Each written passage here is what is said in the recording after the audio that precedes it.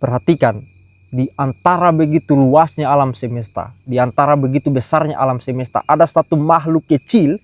Halo semuanya, ya di tempat ini saya mau mengajak kita sekalian untuk berbincang-bincang santai tentang seseorang yang mengaku diri hamba Tuhan. Ya, dia merasa dirinya itu dipakai luar biasa oleh Tuhan.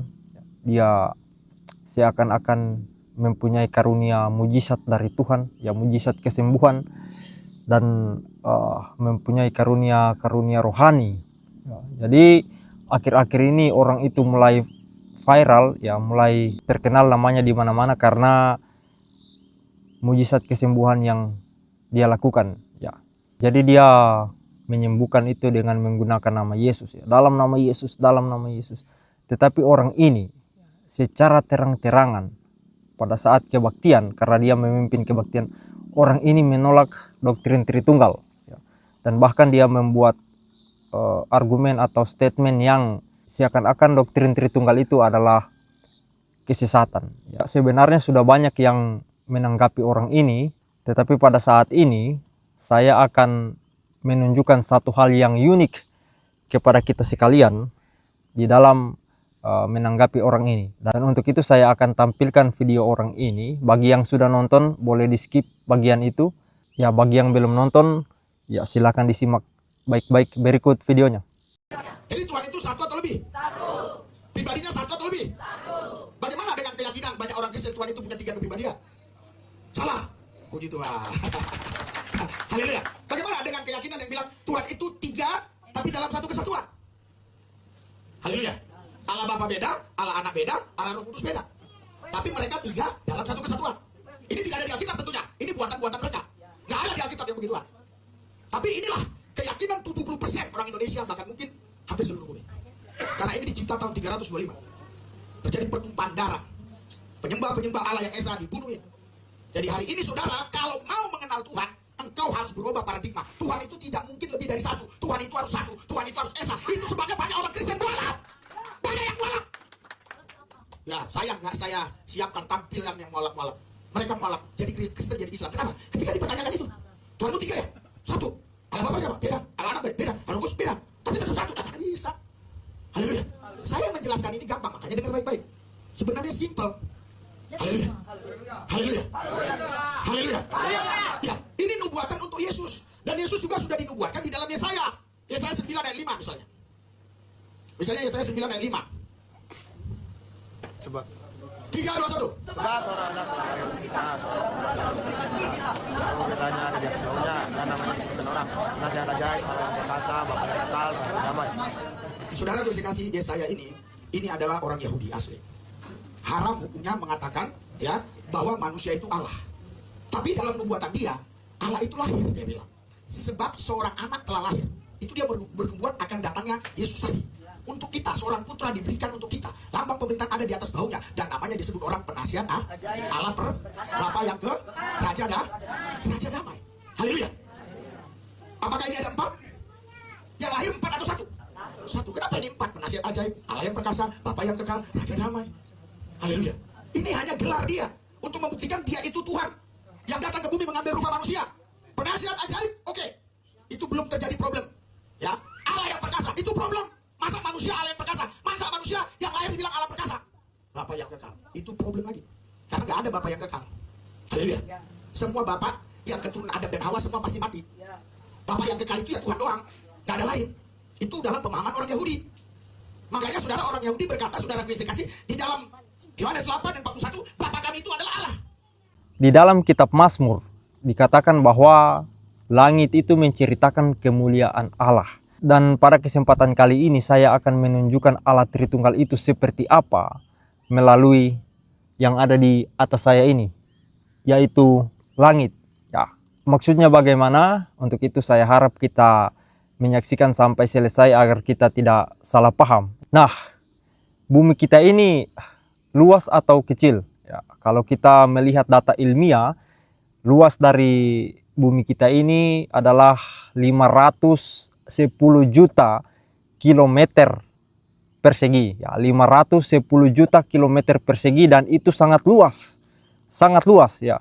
Tetapi bumi kita ini tidak lebih berat daripada setitik abu jika dibandingkan dengan seluruh alam semesta ciptaan Tuhan. Mari kita berbicara mengenai planet terdekat yang ada di tata surya kita, yaitu Venus. Ya, berapa jarak antara bumi ke Venus? Ya, menurut data ilmiah jarak antara bumi ke Venus itu adalah 38 juta kilometer. Dan di sini ada dua macam yang akan saya gunakan untuk kita pakai menuju dari bumi ke Venus, yaitu satu yang tercepat di alam semesta ini adalah cahaya, dan yang kedua adalah roket luar angkasa buatan manusia. Nah, untuk itu mari kita ketahui dulu berapa kecepatan cahaya. Kecepatan cahaya itu menurut data ilmiah itu adalah 299.792 km per detik. Nah, itu kalau kita bulatkan maka kecepatan cahaya adalah 300.000 km per detik. Jadi dengan kecepatan cahaya kita bisa mengelilingi bumi 7 kali dalam 1 detik. Ya, jadi dalam 1 detik kita bisa mengelilingi bumi sebanyak 7 kali dengan kecepatan cahaya. Nah, bagaimana dengan kecepatan roket luar angkasa buatan manusia? Jadi menurut yang beredar, kecepatan roket luar angkasa itu adalah 28.000 km per jam. Ya, jadi perbandingan antara kecepatan cahaya dan kecepatan roket luar angkasa itu sangat jauh. Tetapi jika dibandingkan dengan kecepatan dari peluru sniper, maka kecepatan roket luar angkasa itu lebih cepat daripada peluru sniper yang kecepatannya hanya sekitar 4.000-an kilometer per jam. Ya.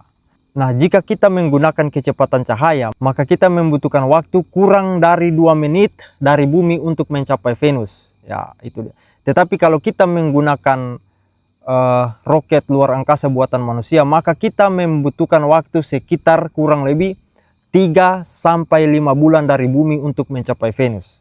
Ya, cukup lama. Nah, sekarang mari kita berbicara antara jarak yang terjauh dalam tata surya kita ini dari bumi, yaitu Neptunus. Ya, menurut data ilmiah, jarak antara Neptunus dan bumi itu adalah sekitar 4,3 miliar sampai 4,7 miliar kilometer jaraknya. Jadi kalau kita menggunakan kecepatan cahaya dari bumi ke Neptunus, maka kita membutuhkan waktu sekitar kurang lebih 4 jam untuk sampai ke Neptunus, planet terjauh di tata surya kita ini kalau dihitung dari bumi.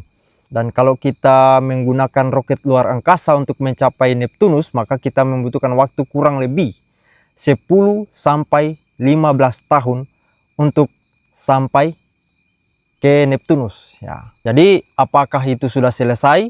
Apakah alam semesta hanya sebatas itu? Ternyata tidak.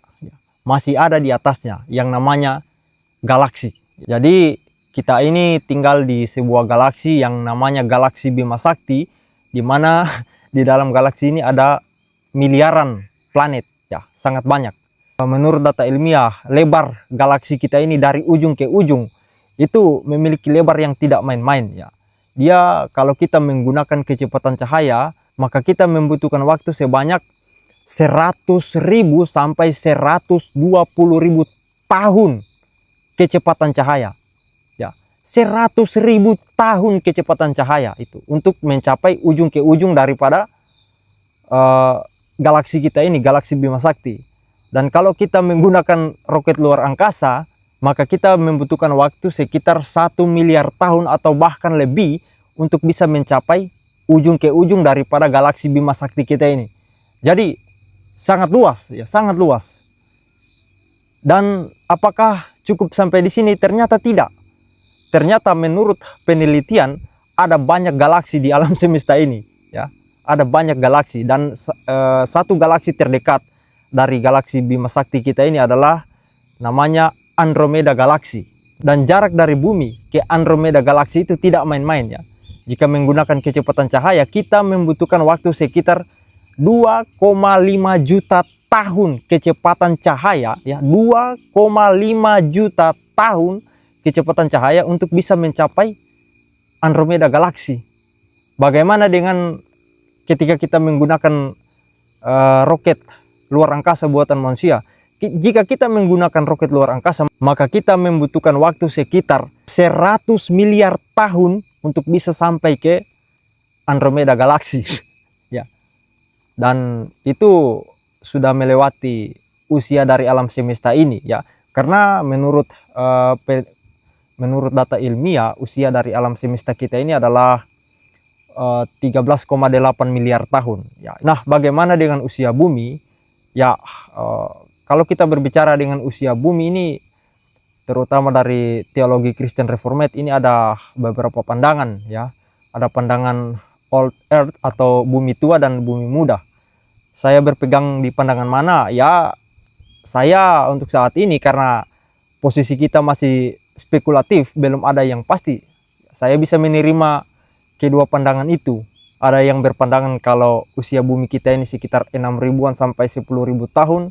Dan jika itu memang benar, ya saya juga membuat satu spekulasi yang saya sendiri katakan ini tidak bisa dipegang sebagai standar kebenaran. Karena saya tidak berpegang pada ini, saya berpegang kepada Alkitab. Tetapi saya membuat spekulasi bahwa kalau memang benar umur bumi ini sekitar 6.000-an tahun. Dan kalau kita melihat ayat Alkitab, 1 hari sama dengan 1.000 tahun di hadapan Tuhan, maka ini adalah benar-benar sudah akhir zaman, karena tidak lama lagi kita akan sampai kepada hari perhentian, hari yang ke-7.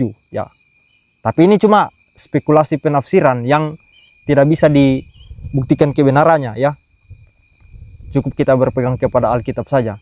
Tetapi kita juga tidak bisa menolak dengan pandangan kalau bumi ini sudah ada ratusan juta tahun yang lalu. Ya, karena ada zaman dinosaurus dan lain sebagainya. Mari kita lanjut dengan alam semesta ini, ya. Ya, tadi kita berbicara sampai pada Andromeda galaksi yang jaraknya itu sudah tidak main-main, ya, yang sepertinya tidak mungkin untuk dicapai.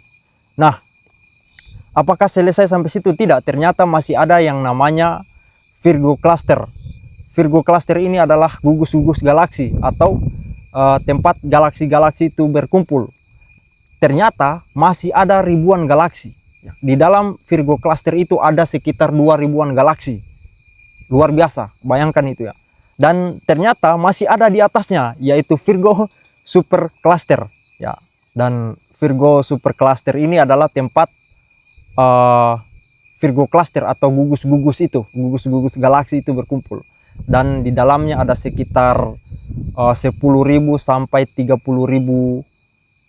galaksi di dalamnya. Luar biasa. Dan kalau kita mau menuju Virgo Super Cluster dari bumi, jika kita menggunakan kecepatan cahaya, maka kita membutuhkan waktu sebanyak kurang lebih 60 juta tahun untuk bisa mencapai Virgo Super Cluster. Tidak usah bayangkan kalau kita menggunakan roket, itu sudah tidak mungkin bisa kita capai. Nah, ternyata tidak sampai di situ. Ternyata masih ada sesuatu di atas Virgo Super Cluster. Mari kita saksikan dulu video berikut ini. Ini adalah bumi kita. Jika kita perkecil, maka ukurannya sekecil ini. Sekarang, mari kita menjauh. Inilah tata surya kita, nampak kecil dari sini, karena kita berjarak ratusan juta kilometer darinya. Ayo, kita pergi lebih jauh, menyusuri ruang antar bintang. Lihatlah, kilatan kecil yang kamu lihat, sebenarnya adalah bintang-bintang seukuran matahari, dan di bintang itu ada planet-planet seperti bumi. Kini, kita telah sampai di galaksi kita Bima Sakti, The Milky Way, sebuah rumah bagi 400 miliar bintang dan triliunan planet dengan lebar mencapai 100.000 tahun cahaya. Namun, galaksi kita bukanlah yang terbesar. Jika kita pergi lebih jauh lagi, Virgo Super Cluster. Di sini terdapat ribuan galaksi, masing-masing dengan planet dan bintangnya sendiri. Lebarnya sekitar 110 juta tahun cahaya. Tapi tunggu, ini belum selesai. Virgo Super Cluster hanyalah bagian kecil dari sesuatu yang lebih luas. Laniakea Super Cluster. Lebarnya mencapai 520 juta tahun cahaya. Dan titik-titik kecil yang kamu lihat adalah ratusan ribu galaksi di dalamnya. Apakah kita sudah sampai di batas akhir? Ternyata belum, karena Laniakea Super Cluster hanyalah butiran kecil di dalam Observable Universe, batas wilayah yang bisa kita amati sejauh ini.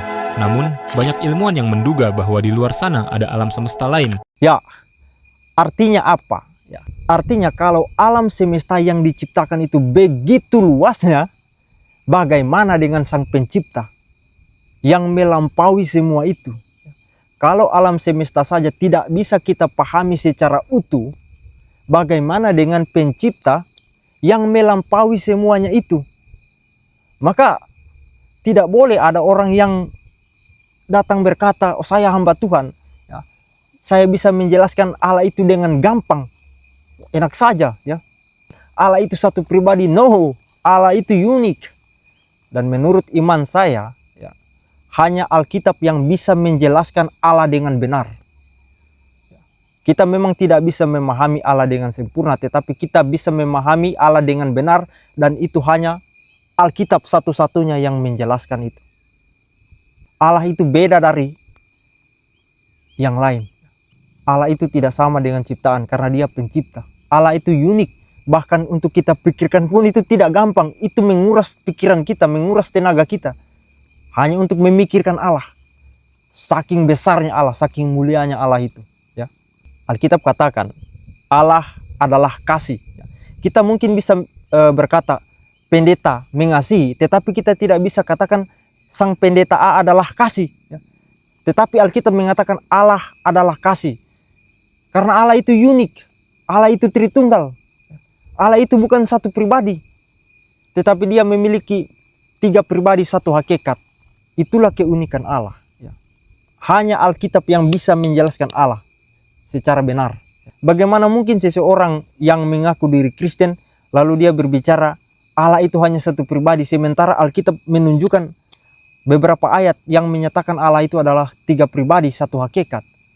Yohanes 1 ayat 1, en arche en hologos, kai hologos en prostonteon, kai theos en hologos. Ya. Pada mulanya adalah Sang Firman. Sang Firman itu adalah pribadi. Sang Firman bersama-sama dengan Allah, dan Sang Firman adalah Allah. Kemudian waktu Yesus dibaptis di Sungai Yordan, ada suara dari sorga, ada roh turun dalam bentuk burung merpati, dalam rupa burung merpati. Ada Yesus. Apakah itu sandiwara dari satu pribadi? Tidak. Kemudian Yesus ketika berdoa di Taman Getsemani, ketika Yesus disalibkan, dia berdoa. Allah itu unik. Yang menciptakan alam semesta ini unik. 3 pribadi satu hakikat. Belum lagi ayat di Perjanjian Lama yang mengatakan, baiklah kita. Dia menggunakan kata kita. Roh Allah waktu penciptaan, Allah berfirman, roh Allah melayang-layang. Jadi bagaimana mungkin seorang yang mengaku diri hamba Tuhan tetapi menolak Tritunggal? Dan satu lagi blunder dari pendeta itu, ketika menganggap orang-orang Tritunggal ini percaya kalau Allah memiliki 3 kepribadian. Tritunggal itu tidak percaya Allah memiliki 3 kepribadian. Bedakan kepribadian dengan pribadi. Tritunggal itu adalah 3 pribadi satu hakikat. Itulah Allah yang unik, Allah yang esa. Itu keunikan Allah. Jadi tidak bisa kita menjelaskan Allah dengan gampang. Sedangkan ciptaannya saja kita tidak bisa pahami secara utuh. Sedangkan ciptaannya kita butuh waktu berpuluh-puluh tahun untuk meneliti. Apalagi dengan pribadi Allah itu. Tidak gampang. Seperti kita bilang Allah itu satu pribadi. No, Allah itu memang satu. Tetapi Allah yang satu itu memiliki 3 pribadi. Itu bedanya Allah. Dan perhatikan, di antara begitu luasnya alam semesta, di antara begitu besarnya alam semesta, ada satu makhluk kecil yang diciptakan menurut gambar dan rupa Allah, yaitu manusia. Tetapi manusia itu jatuh ke dalam dosa. Allah itu sangat mengasihi manusia. Tetapi manusia jatuh ke dalam dosa, dan Alkitab katakan upah dosa adalah maut, artinya kebinasaan. Bagaimana manusia mau bebas dari hal tersebut? Upah dosa adalah binasa. Kamu berdosa, kamu sudah binasa. Maka perlulah penebusan. Dan siapa yang bisa menebus? Hanya Allah sendiri. Jadi yang mati di kayu salib itu bukan Allah yang mati, tetapi kemanusiaan dari pribadi kedua. Ketika Sang Firman itu datang ke dunia menjadi manusia, itu dia menambahkan natur manusia ke dalam pribadinya itu. Menambahkan natur manusia. Sehingga waktu itu dia sungguh-sungguh Allah, sungguh-sungguh manusia. Dan yang mati di kayu salib adalah kemanusiaannya. Memang sungguh-sungguh mati. Tetapi keilahian tidak bisa mati. Begitu unik Allah itu. Allah begitu unik. Jadi dia menebus manusia mungkin kita bertanya, kalau Allah tahu manusia mau jatuh, kenapa dia membiarkan manusia? Semua itu demi untuk kemuliaan Allah. Dan menurut saya pribadi, ya, orang-orang yang sudah lama mengaku percaya kepada Yesus walaupun dia membuat mujizat dalam nama Yesus, tetapi dia terus-menerus menolak Tritunggal, maka bagi saya orang itu tidak sungguh-sungguh percaya. Dia beriman kepada Yesus yang salah. Lagi pula mujizat yang dia lakukan itu harus kita uji. Ya, harus kita uji. Karena mujizat yang saya lihat akhir-akhir ini, itu banyak yang aneh-aneh. Ya, seakan-akan itu sebagai sugesti psikologis saja. Mujizat sugesti. Yang mungkin toh pas pulang beberapa waktu kemudian nanti kambuh ulang penyakitnya. Jadi jarang sekali saya melihat mujizat seperti yang terjadi di Alkitab, di mana rasul-rasul itu menyembuhkan yang tadinya lumpuh tiba-tiba berjalan langsung secara instan, lompat-lompat, tidak perlu pakai ditarik, dibantu-bantu, ditepuk-tepuk yang sakit sambil teriak-teriak sampai urat tenggorokan mau putus, ya berteriak-teriak marah-marah penyakit. Loh, ribet sekali. Dan itu pun prosesnya tidak langsung sembuh, pelan-pelan jalan. Dan mujizat yang dilakukan hanya itu-itu saja, seperti sugesti saja, yang mungkin pada saat beberapa waktu kemudian akan kembali sakit. Beda dengan mujizat Yesus, orang yang sudah mati 3 hari, yang memang sudah membusuk, bisa hidup ulang. Di zaman sekarang tidak ada yang bisa bikin. Bukan tidak mungkin itu terjadi di zaman sekarang, tetapi di zaman sekarang sudah banyak yang palsu. Nah, begitu luar biasa Allah ini. Kenapa banyak orang-orang yang martir itu mempertahankan iman mereka kepada Yesus Kristus? Karena ketika mereka percaya kepada Yesus Kristus, mereka melihat sesuatu yang indah, sangat indah, yang tidak bisa ditawarkan di tempat lain, yang tidak ada di tempat lain. Allah itu begitu luar biasa. Kalau kita mau berbicara tentang Allah itu tidak ada habis-habisnya. Kita melihat ciptaannya, begitu mulia Allah ini. Jadi menurut saya, kalau seseorang mengaku percaya kepada Yesus, dia harus percaya Tritunggal. Dan dia pasti percaya Tritunggal. Jangan coba-coba menghina Allah Tritunggal. Jangan coba-coba menghina ketritunggalan Allah. Ya, jadi karena saat ini kondisi sudah gelap, ya saya rasa sampai di sini saja. Sampai jumpa di kesempatan berikutnya.